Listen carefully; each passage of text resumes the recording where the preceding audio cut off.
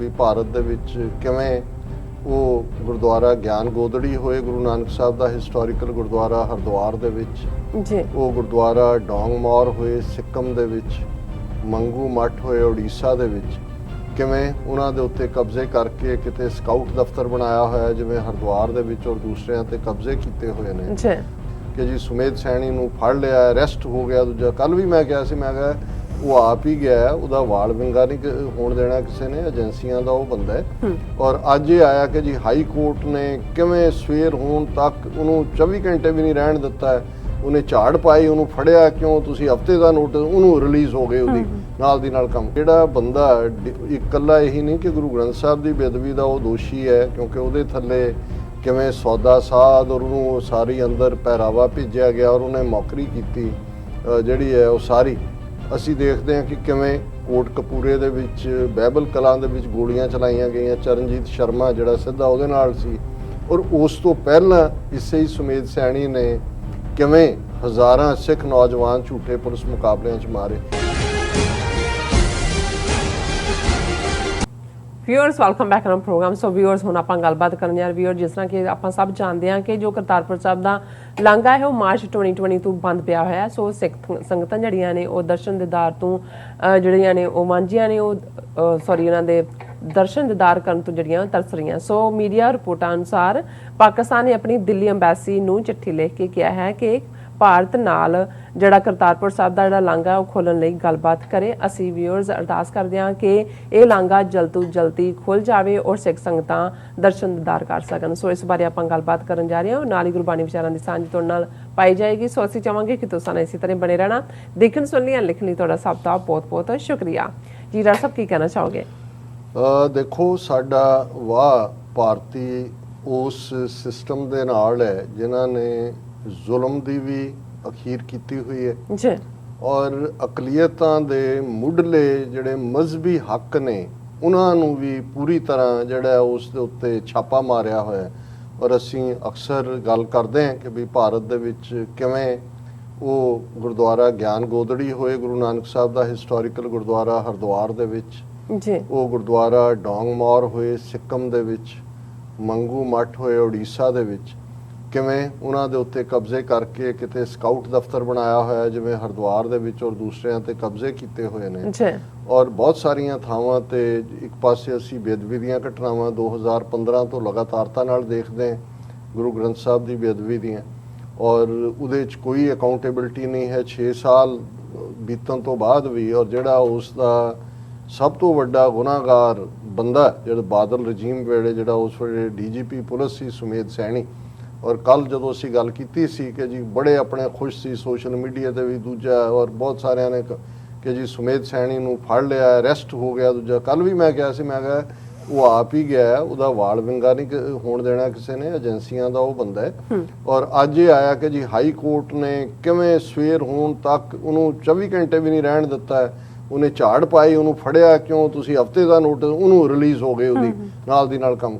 ਹੁਣ ਮਤਲਬ ਇੱਕ ਪਾਸੇ ਜਿਹੜਾ ਬੰਦਾ ਇਕੱਲਾ ਇਹੀ ਨਹੀਂ ਕਿ ਗੁਰੂ ਗ੍ਰੰਥ ਸਾਹਿਬ ਦੀ ਬੇਅਦਬੀ ਦਾ ਉਹ ਦੋਸ਼ੀ ਹੈ ਕਿਉਂਕਿ ਉਹਦੇ ਥੱਲੇ ਕਿਵੇਂ ਸੌਦਾ ਸਾਧ ਔਰ ਉਹਨੂੰ ਸਾਰੀ ਅੰਦਰ ਪਹਿਰਾਵਾ ਭੇਜਿਆ ਗਿਆ ਔਰ ਉਹਨੇ ਮੌਕਰੀ ਕੀਤੀ ਜਿਹੜੀ ਹੈ ਉਹ ਸਾਰੀ ਅਸੀਂ ਦੇਖਦੇ ਹਾਂ ਕਿ ਕਿਵੇਂ ਕੋਟਕਪੂਰੇ ਦੇ ਵਿੱਚ ਬਾਈਬਲ ਕਲਾਂ ਦੇ ਵਿੱਚ ਗੋਲੀਆਂ ਚਲਾਈਆਂ ਗਈਆਂ। ਚਰਨਜੀਤ ਸ਼ਰਮਾ ਜਿਹੜਾ ਸਿੱਧਾ ਉਹਦੇ ਨਾਲ ਸੀ ਔਰ ਉਸ ਤੋਂ ਪਹਿਲਾਂ ਇਸੇ ਹੀ ਸੁਮੇਧ ਸੈਣੀ ਨੇ ਕਿਵੇਂ ਹਜ਼ਾਰਾਂ ਸਿੱਖ ਨੌਜਵਾਨ ਝੂਠੇ ਪੁਲਿਸ ਮੁਕਾਬਲਿਆਂ 'ਚ ਮਾਰੇ।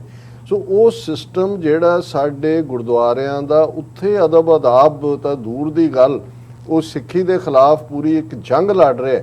ਅਸੀਂ ਜਦੋਂ 9 ਨਵੰਬਰ 2019 ਨੂੰ ਗੁਰੂ ਨਾਨਕ ਸਾਹਿਬ ਦੇ 550 ਸਾਲਾ ਪ੍ਰਕਾਸ਼ ਪੁਰਬ ਦੇ ਮੌਕੇ ਪਾਕਿਸਤਾਨ ਸਰਕਾਰ ਨੇ ਸਾਡੀ 70 ਸਾਲ ਤੋਂ ਜ਼ਿਆਦਾ ਵਰ੍ਹਿਆਂ ਦੀ ਉਸ ਅਰਦਾਸ ਜਿਹੜੀ ਰੱਬ ਨੇ ਸੁਣੀ ਉਹਨਾਂ ਦੇ ਦਿਲ ਦੇ ਵਿੱਚ ਮਿਹਰ ਪਾਈ ਔਰ ਕਰਤਾਰਪੁਰ ਸਾਹਿਬ ਦਾ ਲਾਂਘਾ ਕੋਰੀਡੋਰ ਖੋਲ੍ਹਣ ਦਾ ਫੈਸਲਾ ਪਾਕਿਸਤਾਨ ਦੀ ਹਕੂਮਤ ਇਮਰਾਨ ਖਾਨ ਜਨਰਲ ਬਾਜਵਾ ਕਿਉਂਕਿ ਫੌਜੀ ਚੀਫ ਤਾਂ ਇਹਦੇ 'ਚ ਇਨਵੋਲਵ ਹੋਣੇ ਹੀ ਹੋਣੇ ਸੀ ਕਿਉਂਕਿ ਬਾਰਡਰ ਜਿਹੜਾ ਕਿ ਬਹੁਤ ਸੈਂਸਿਟਿਵ ਬਾਰਡਰ ਹੈ ਔਰ ਇਹ ਬਹੁਤ ਬੋਲਡ ਫੈਸਲਾ ਸੀ ਪਾਕਿਸਤਾਨ ਦੇ ਪਾਰਟ ਤੋਂ। ਹਾਲਾਂਕਿ ਇੱਥੋਂ ਤੱਕ ਪਹੁੰਚਣ ਤੋਂ ਪਹਿਲਾਂ ਭਾਰਤ ਸਰਕਾਰ ਨੇ ਬਹੁਤ ਸਾਰੀਆਂ ਰੁਕਾਵਟਾਂ ਖੜੀਆਂ ਕੀਤੀਆਂ ਲੇਕਿਨ ਇਹ ਅਲਟੀਮੇਟਲੀ ਰੱਬ ਦੀ ਰਜ਼ਾ ਦੇ ਵਿੱਚ ਬਾਬੇ ਨਾਨਕ ਦੀ ਮਿਹਰ ਸਦਕਾ ਪੋਸੀਬਲ ਹੋਇਆ। ਬਿਲਕੁਲ। ਹੁਣ 9 ਨਵੰਬਰ ਤੋਂ ਅਸੀਂ ਦੇਖਦੇ ਹਾਂ ਕਿ 16 ਮਾਰਚ ਤੱਕ ਜਿਹੜਾ ਤੁਸੀਂ ਮਹੀਨੇ ਗਿਣ ਲਓ ਯਾਤਰੂ ਜਾ ਸਕੇ।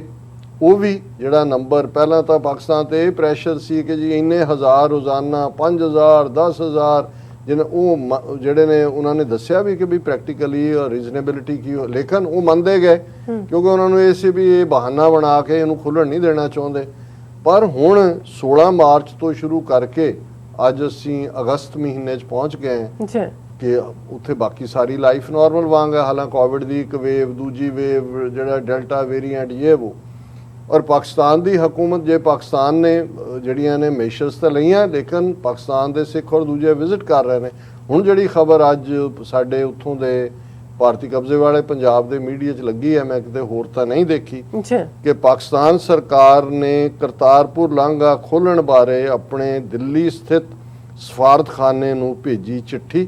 ਔਰ ਇਹ ਖਬਰ ਦਾ ਹਵਾਲਾ ਵੀ ਜਿਹੜਾ ਹੈ ਕਿਉਂਕਿ ਅਜੀਤ ਅਖਬਾਰ ਦੀ ਖਬਰ ਨੂੰ ਮੈਂ ਕੋਟ ਕਰ ਰਿਹਾ ਕਿਉਂਕਿ ਜ਼ਿਲ੍ਹਾ ਨਾਰੋਵਾਲ ਤੋਂ ਪਾਕਿਸਤਾਨ ਦੀ ਤਹਿਰੀਕ-ਏ-ਇਨਸਾਫ ਪਾਰਟੀ ਦੀ ਐਮਪੀਏ ਨੇ ਮੋਮਨਾ ਵਹੀਦ, ਉਹਨਾਂ ਨੇ ਜਿਹੜੇ NCOC ਦੇ ਚੇਅਰਮੈਨ ਨੇ, ਕਿਉਂਕਿ NCOC ਮੇਨ ਬਾਡੀ ਹੈ ਜਿਸ ਨੂੰ national command and operation centre ਕਹਿੰਦੇ ਨੇ, ਉਹਨਾਂ ਦੇ ਚੇਅਰਮੈਨ ਮਿਸਟਰ ਅਸਦ, ਉਹਨਾਂ ਤੱਕ ਉਹਨਾਂ ਨੇ ਪਹੁੰਚ ਕੀਤੀ ਸੀ ਕਿ ਭਾਈ ਇਹਨੂੰ ਤੁਸੀਂ ਪਾਕਿਸਤਾਨ ਦੀ ਜਿਹੜੀ ਦਿੱਲੀ ਐਮਬੈਸੀ ਹੈ ਇਸ ਇਸ਼ੂ ਨੂੰ ਹਾਇਰ ਲੈਵਲ ਦੇ ਉੱਤੇ ਇੰਡੀਅਨ ਫੋਰਨ ਮਿਨਿਸਟਰ ਨਾਲ ਚੁੱਕੇ।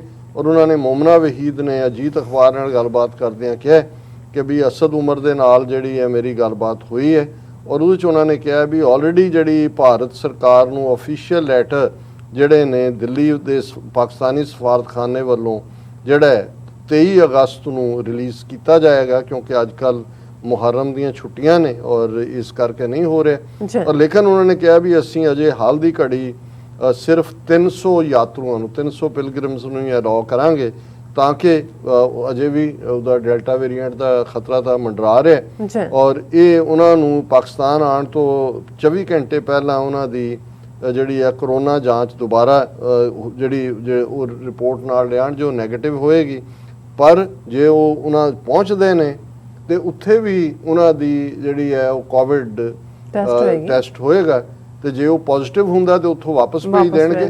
ਲੇਕਿਨ ਉਹ ਉਹਨਾਂ ਨੂੰ ਸੋ ਘੱਟੋ ਘੱਟ ਪਾਕਿਸਤਾਨ ਵੱਲੋਂ ਇਸ ਦਾ ਜਿਹੜਾ ਹੈ ਕਾਫੀ ਇਨੀਸ਼ੀਏਟਿਵ ਲਿਆ ਜਾ ਰਿਹਾ ਸੀ। ਆਸ ਹੀ ਕਰ ਸਕਦੇ ਹਾਂ ਕਿ ਇਹ ਖੁੱਲੇ। ਔਰ ਜਿਵੇਂ ਅਸੀਂ ਕਲੋਜ਼ਿੰਗ ਦੇ ਵਿੱਚ ਕਬੀਰ ਸਾਹਿਬ ਦੀ ਬਾਣੀ 52 ਅੱਖਰੀ ਉਸ ਦੇ ਉੱਤੇ ਵਿਚਾਰ ਕਰਦੇ ਹਾਂ।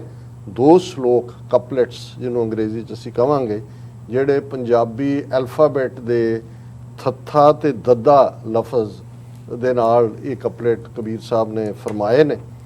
ਥੱਥਾ ਅਥਾ ਥਾ ਨਹੀਂ ਪਾਵਾ, ਉਹ ਅਥਾ ਇਹੋ ਥਿਰ ਨਾ ਰਹਾਵਾ, ਥੋੜੈ ਥਲ ਨਾਨਕ ਆਰੰਭੈ, ਬਿਨ ਹੀ ਥਾਬੈ ਮੰਦਰ ਥੰਬੈ। ਨਹੀਂ, ਥੋੜੈ ਥਲ ਥਾਨਕ ਆਰੰਭੈ, ਨਾਨਕ ਨਹੀਂ, ਥੋੜੈ ਥਲ ਥਾਨਕ ਆਰੰਭੈ, ਬਿਨ ਹੀ ਥਾਬੈ ਮੰਦਰ ਥੰਬੈ। ਹੁਣ ਜ਼ਾਹਰ ਹੈ ਥੱਥਾ ਲਫ਼ਜ਼ ਅਸੀਂ ਥੰਮਲੇ ਲਈ ਵੀ ਯੂਜ਼ ਕਰਦੇ ਹਾਂ, ਥੋੜੇ ਲਈ ਵੀ ਯੂਜ਼ ਕਰਦੇ ਹਾਂ, ਥੱਥਾ ਦੇ ਨਾਲ ਹੀ ਹੈ। ਹੁਣ ਥੱਥੇ ਨੂੰ ਆਧਾਰ ਬਣਾ ਕੇ ਉਹਨਾਂ ਨੇ ਕਿਹਾ ਵੀ ਉਹ ਵਾਹਿਗੁਰੂ ਅਥਾ ਹੈ। ਥਾ ਹੁੰਦਾ ਹੈ ਲਿਮਿਟ, ਅਥਾ ਹੁੰਦਾ ਹੈ ਅਨਲਿਮਿਟਡ, ਜਿਸ ਦਾ ਕੋਈ ਜਿਹਨੂੰ ਅਸੀਂ ਇਨਫਿਨਿਟ ਕਹਿੰਦੇ ਹਾਂ ਕਿ ਥੱਥਾ ਲਫ਼ਜ਼ ਇਹ ਯਾਦ ਦਹਾਨੀ ਕਰਵਾਉਂਦਾ ਹੈ ਕਿ ਉਹ ਰੱਬ ਇਨਫਿਨਿਟ ਹੈ। ਅਥਾ ਥਾ ਨਹੀਂ ਪਾਵਾ, ਉਸ ਨੂੰ ਤੁਸੀਂ ਮਿਣ ਨਹੀਂ ਸਕਦੇ, ਤੋਲ ਨਹੀਂ ਸਕਦੇ, ਉਸ ਦਾ ਤੁਸੀਂ ਅੰਤ ਨਹੀਂ ਪਾ ਸਕਦੇ। ਉਹਨੂੰ ਬੇਅੰਤ ਕਹਿੰਦੇ ਹਾਂ ਅਸੀਂ ਕਿ ਬੇਅੰਤ ਹੈ, ਬੇਅੰਤ ਹੈ। ਉਹ ਅੰਤ ਦੇ ਵਿੱਚ ਨਹੀਂ, ਅੰਤ ਐਂਡ ਹੈ ਜਿੱਥੋਂ ਉਹ ਇਨਫਿਨਿਟ ਹੈ। ਥੱਥਾ ਥਾ ਨਹੀਂ ਪਾਵਾ, ਉਹ ਅਥਾ ਇਹ ਥਿਰ ਨਾ ਰਹਾਵਾ। ਕਿ ਜਿਹੜਾ ਇਨਸਾਨ ਹੈ ਉਹ ਤਾਂ ਰਹਿਣ ਵਾਲਾ ਹੀ ਨਹੀਂ ਹੈ, ਉਹਨੇ ਤੇ ਚਲੇ ਜਾਣਾ, ਮਰ ਜਾਣਾ। ਇੱਕ ਰੱਬ ਹੀ ਅਥਾ ਹੈ, ਥੋੜਾ ਥਲ ਥਾਨਕ ਆਰੰਭ ਹੈ। ਕਿ ਇਹ ਦੇਖੋ ਇਨਸਾਨ ਦੀ ਹਿਰਸ, ਡਿਜ਼ਾਇਰ ਕਿ ਜਦੋਂ ਇਹਨੂੰ ਥੋੜੀ ਥਾਂ ਵੀ ਮਿਲਦੀ ਹੈ ਤੇ ਇਹ ਉਹਦੇ 'ਚ ਵੀ ਆਪਣੇ ਵੱਡੇ ਜਿਹੜੇ ਹੈ ਉਹ ਡ੍ਰੀਮ ਬਣਾ ਰਿਹਾ ਹੁੰਦਾ ਹੈ ਜਾਂ ਆਪਣੇ ਵੱਡੇ ਜਿਹੜੇ ਨੇ ਉਹ ਖਾਬ ਸਿਰਜ ਰਿਹਾ ਹੁੰਦਾ ਹੈ। ਬਿਨ ਹੀ ਥੱਬ ਹੈ ਮੰਦਰ ਥੰਮ ਹੈ ਕਿ ਜੇ ਨਹੀਂ ਵੀ ਨੇ ਖਿਆਲੀ ਪਲਾ ਪਕਾ ਰਿਹਾ ਉਹ ਵੱਡੇ ਵੱਡੇ ਕਿੰਨੇ ਹੀ ਘਰ ਉਹਦੇ 'ਚ ਆਪਣੇ ਖਿਆਲਾਂ ਦੇ ਵਿੱਚ ਬਣਾ ਰਿਹਾ। ਇਹ ਭੁੱਲ ਕੇ ਕਿ ਵੀ ਅਥਾਹ ਸਿਰਫ ਵਾਹਿਗੁਰੂ ਹੈ ਔਰ ਅਸੀਂ ਸਾਰੇ ਥੋੜ 'ਚ ਰਹੇ ਹਾਂ ਔਰ ਇਹ दुनिया जिहड़ी है ये दुनिया मुकामे फानी, ये बिल्कुल। फानी है। और दूसरा श्लोक दद्दे नाल है, दद्दा देख जो बिनसर हारा, जस अदेख तस राख विचारा, दसवें द्वार कुंची जब दीजै, तो दयाल को दर्शन कीजै।